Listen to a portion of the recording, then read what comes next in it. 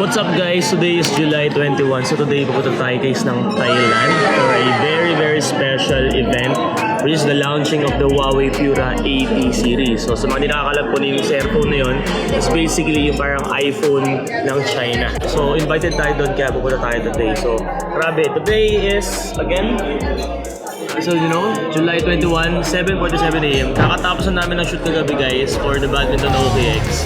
And right now, nandito na kami. So, halos wala pa kami tulog.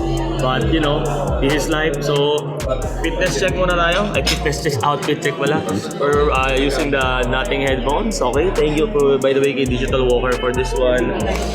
We're using Huawei Watch Fit 4, a Rolex Daytona, and ito yung mga gears natin na dadalhin. Full jump pack tayo. Meron tayong Amaran. Sorry, wala pa tayong Godox na ganito. And then, meron tayong another FX3 body here.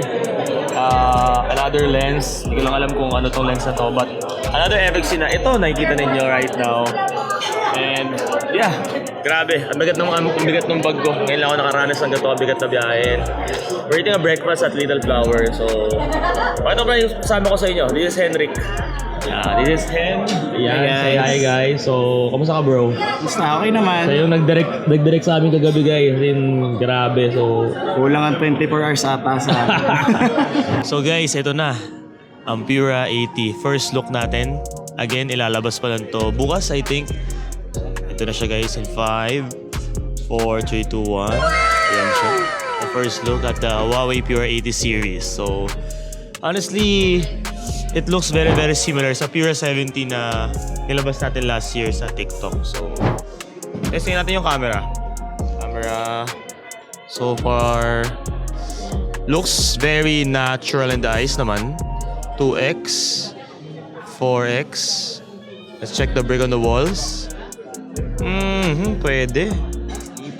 Uy, nagbilis ng focus ha. Nagbilis ng focus, nakita mo yun? You know, nag-autofocus siya oh. I mean, it's there bro.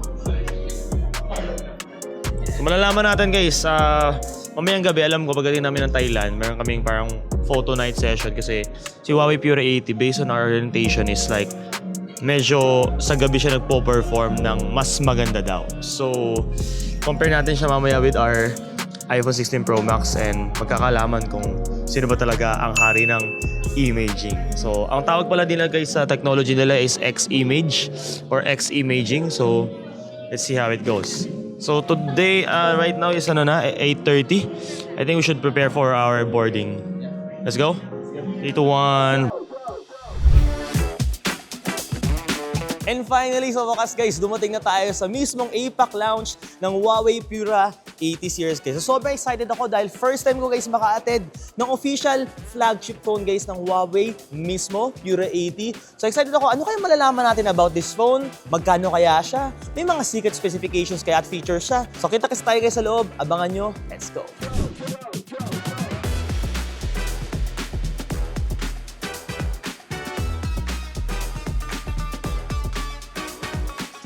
And we are here right now guys at the main event. Look at that stage!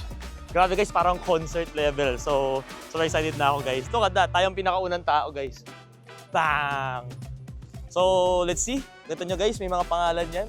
Hanapin lang natin yung pangalan natin but this is the stage so far. Napakalupit.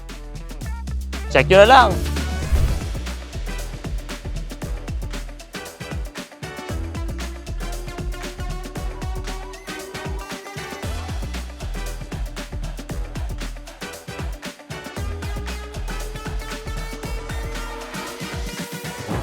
Boasting 1.5 million spectral channels and active fusion technology. Camera ng Pura 80 Pro. What that means, Ibang level. you can So, capture meron pala siyang stunning macro photos photography. with Which is, truly itetesting ko remarkable siya tonight. and Tatry ko color siyang gamitin at accuracy low light. and Talagang vibrant literal na details low light talaga. every And time, every sobrang hirap thought, nun. Like macro frame by photography frame. at low light.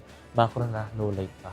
Take a Testingin look at natin this mamaya. Pero the top-down way they really view claim of it, the Vaporate, talagang the capable island talaga siya. town of the coast And of the span.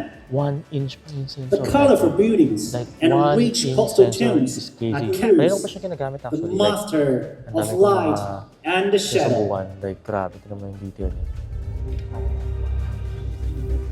Bro, ibang level siya. Grabe. concert ready. First time ko lang makatid ng ganitong So the kalaking lounge. Huawei Pura 80 Ultra features Largest the light 1-inch intake versus ultra phone A. lightning HDR camera, 1.6, 1 reaching inch an ultra lighting industry-leading HDR dynamic camera. range of Grabe EV16. bro. So yung last generation na Pura 70, which is With 15 our brand new times TCG better. HDR technology, Just 1 year the sensor after, 15 times precise, the better. bright, the Grabe, mate, guys. the Didiretsuhin ko na, cinematic bro, videos Talo nito yung nothing iPhone is 16 lost camera. in I can say, glare when it comes sa outshine. photography, sa video, So 3 exposures. patatesting pa natin. Pero One when it comes sa sterling photography, frame I think panalo just to. happened No joke. all in I think real time. lalabas naman yung mga benchmark na ito, but That is why, panalo to for me. For photo. combined For photo. with the Bibigyan ko AI na sa Pura. cinematic, Concert can ba? stand in front Ayun na, of the guys, front ayun na. row. Concert But with the body Pura second. 80 Ultra, Ano mo naman, man? fire, Ito mo, zoom even in, ito mo. at a Grabe, 25 times. man. Ako na next, promise. Ayun na, magiging ambassador din ako ng cellphone. Huawei, baka naman. Kahit sa Pilipinas lang. Sa mga kanto-kanto lang. Ano yun? Good afternoon, Pwede na yun. everyone, and enjoy the night. สวัสดีครับ Sawadee ka!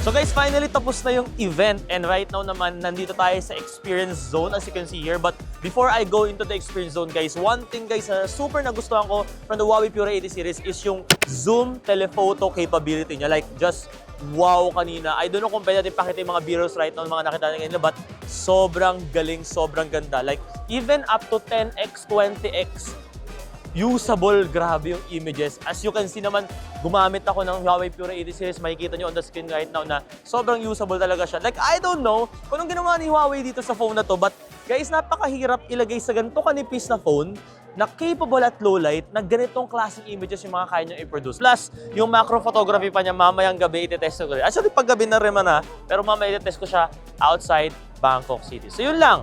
Samahan nyo ako sa Experience Center. Let's go inside. Let's go.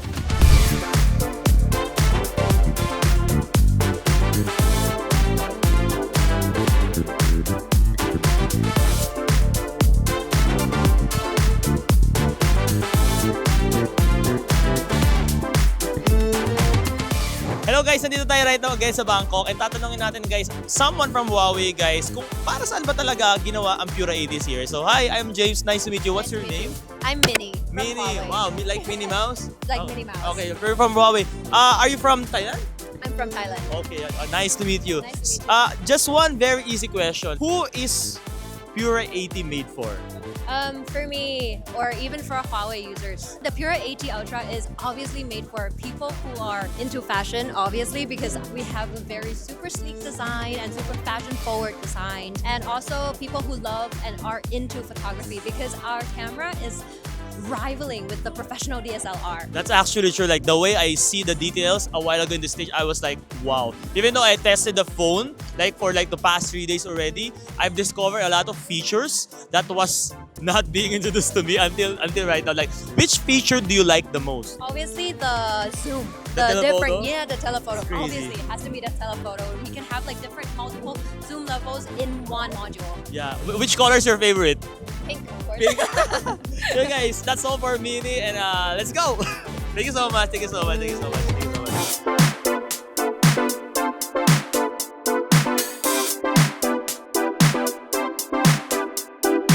So nandito tayo right now guys sa Experience Zone guys after the APAC launch of the Huawei Pura 80 series. And ang dami nangyayari dito. Meron ditong X-Page wall where you can see guys the best photos that has been taken using the Huawei Pura 80 series guys. And kompleto rin tayo guys dito. Meron din po ditong Pura 80 Experience Zone, Pura 80 Pro Experience Zone. And at the same time, yung pinaka-flagship Pura 80 Ultra Experience Zone. Meron ditong side guys na pinapakita talaga nila guys bawat pyesa, kung gaano kaganda yung quality guys, naglalagay nila sa loob ng Pura 80 series. Meron dito yung side na banda, as you can see doon sa dulo, pwede mo matesting guys in real life kung gaano kaganda sa low light photography and videography guys yung Huawei Pura 80 series. And after naman dito guys, pupunta kami guys sa labas para i-testing naman guys yung low light photography and videography naman on ourselves guys outside in the streets of Bangkok. So yun lang, kita kasi tayo doon, bye-bye! Ay. So finally guys, we just got back on our hotel after a very long day. So we've been awake around siguro mga 8 AM and then natapos kami, nakauwi kami mga around midnight. Ang dami nangyari today. Today is basically yung pinaka main APAC launch ng Huawei Pure 80 series. And grabe, binanat natin tong cellphone na to the max capability. And just to show you, kakauwi lang natin right now. Naka low battery emergency mode na yung cellphone natin. So, never ko tong chinarge the whole day since 8 AM pagkagising namin kasi gusto ko talaga matesting kung gaano siya katagal when it comes sa battery at gaano siya ka-capable, no? And honestly, na-surprise ako guys sa cellphone na to kung ano yung mga kaya niyang gawin. Legit, hindi ako bayad dito.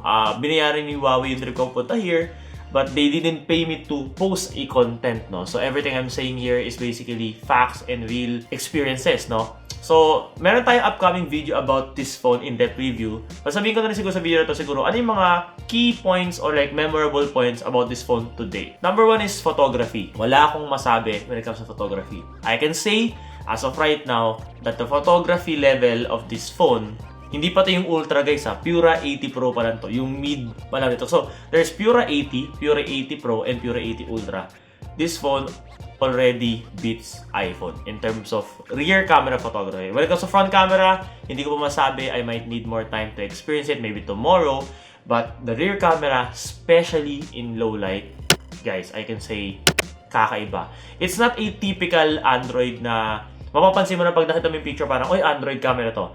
I noticed that Huawei, yung X-Mage nila o yung image sabi nila, basta yung X-Mage na ginagamit nilang trademark, has their own color science profile na hindi ko pa sobrang napag-aaralan pero nanonotice na siya ng aking mata. With Huawei guys, kudos on that, napakagaling ninyo. Yung battery din, na-impress din ako whole day, napakalupit. Isipin nyo from 8 AM, it lasted the whole day guys Again, tinry ko talaga never mag-charge. And imagine ninyo, nag-video ako 4K 60, nag-take photo ako with all the lenses guys, nag-take photo ako with super high res also at the same time. Siguro lasting na lang, balik ako sa camera, yung telephoto niya guys is crazy.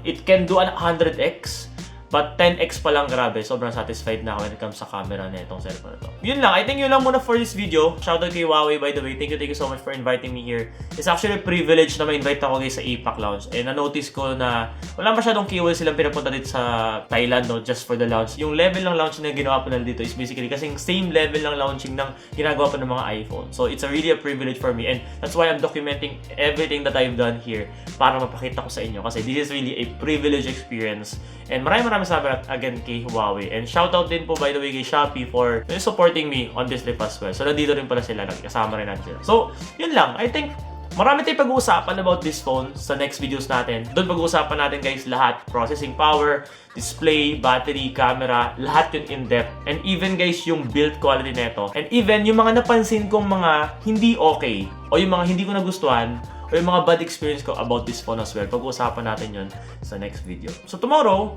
today is basically Wednesday na pala guys. Again, 1:04 AM na. So patulog na rin kami. Tomorrow, gagawin naman namin, isushoot naman namin guys yung yung in-depth video na after this video. So this video will be posted earlier than that video and tomorrow shoot namin yun. And bukas, mag-iikot-ikot kami sa Thailand para mas i-testing pa namin siya.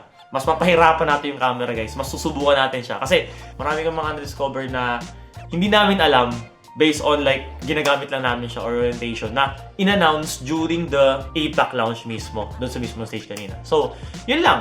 Kita-kits tayo sa next video. Don't forget to like, comment, subscribe here on our YouTube channel. See you there. Bye-bye.